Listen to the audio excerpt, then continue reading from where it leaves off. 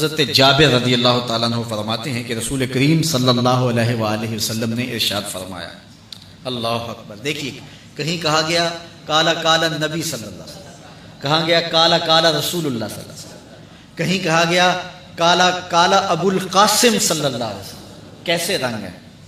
حضرت عائشہ بھی روایت کرتی ہیں حضور کی حدیث، تو کبھی نہیں کہتی کہ کالا کالا زوجی، میرے شوہر نے کہا، وہ بھی کہتے ہیں کالا کالا رسول اللہ، میرے رسول نے کہا۔ حضرت عباس روایت کرتے ہیں تو کبھی نہیں کہتے کہ میرے بھتیجے نے کہا، وہ بھی کہتے ہیں کالا کالا رسول اللہ صلی اللہ علیہ وسلم۔ اللہ اکبر۔ حضرت علی روایت کرتے ہیں، حضرت علی حضور کے بھائی لگتے ہیں نا، تو کبھی نہیں کہتے کالا کالا اخی، میرے بھائی نے کہا، وہ بھی کہتے ہیں کالا کالا رسول اللہ صلی اللہ علیہ وسلم۔ اللہ اکبر۔ یار رسول کا رشتہ کتنا بڑا رشتہ ہے۔ تو کوئی نہیں کہتا میرے شوہر نے کہا ہے، کوئی نہیں کہتا میرے بھتیجے نے کہا ہے، کوئی نہیں کہتا کہ میرے بھائی نے کہا ہے، سارے کہتے ہیں میرے رسول نے کہا ہے۔ تو یار یہ کتنا بڑا رشتہ ہے، کتنا عظیم رشتہ ہے، تو اس رشتے کے ساتھ فخر ہوتا ہے، ناز ہوتا ہے۔ اللہ اکبر۔ تو یہ کیا کہتے ہیں؟ کالا ابو القاسم، اب یہ کہتے ہیں کالا کالا رسول اللہ صلی اللہ علیہ وسلم۔ رسول کریم صلی اللہ علیہ وسلم نے ارشاد فرمایا، اُرِدَتْ عَلَيَّ النَّارُ، میرے اوپر جہنم کو پیش کیا گیا، میں نے جہنم کا ملاحظہ کیا، تو میں نے وہاں ایک عورت کو دیکھا، اس کی ایک بلی تھی، اس بلی کی وجہ سے اس کو میں نے عذاب میں مبتلا دیکھا۔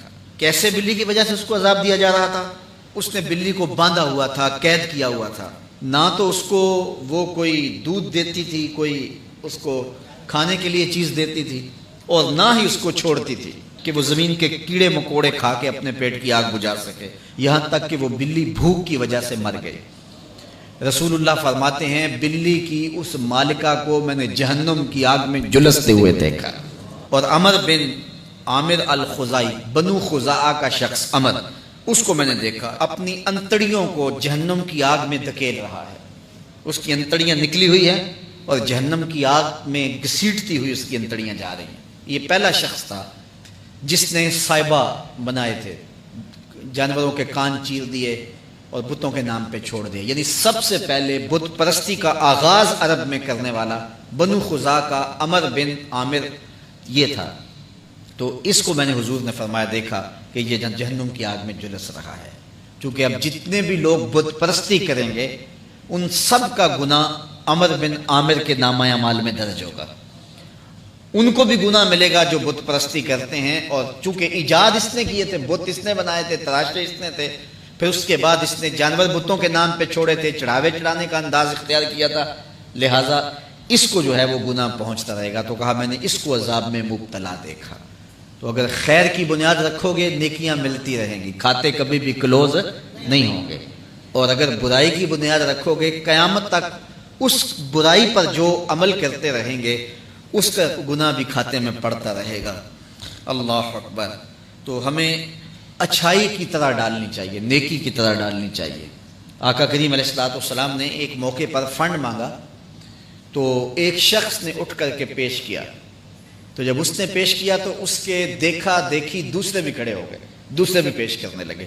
بعض کا سارے خاموش ہوتے ہیں، کوئی ہمت نہیں کرتا، تو ایک کھڑا ہوا تو اس کو دیکھ کے دوسرے بھی کھڑے ہو گئے۔ تب حضور نے فرمایا تھا من سنّا فی الاسلام سنتاً حسنۃ فلہ اجرھا، جس نے اسلام میں کوئی اچھا طریقہ رائج کیا اس کو اس کا اجر ملے گا، اور پھر اس کی دیکھا دیکھی جس نے بھی کوئی اچھا کام کیا اس کا اجر بھی اس کے اجر کی کمی کے بغیر اس کے کھاتے میں بھی داخل ہوتا رہے۔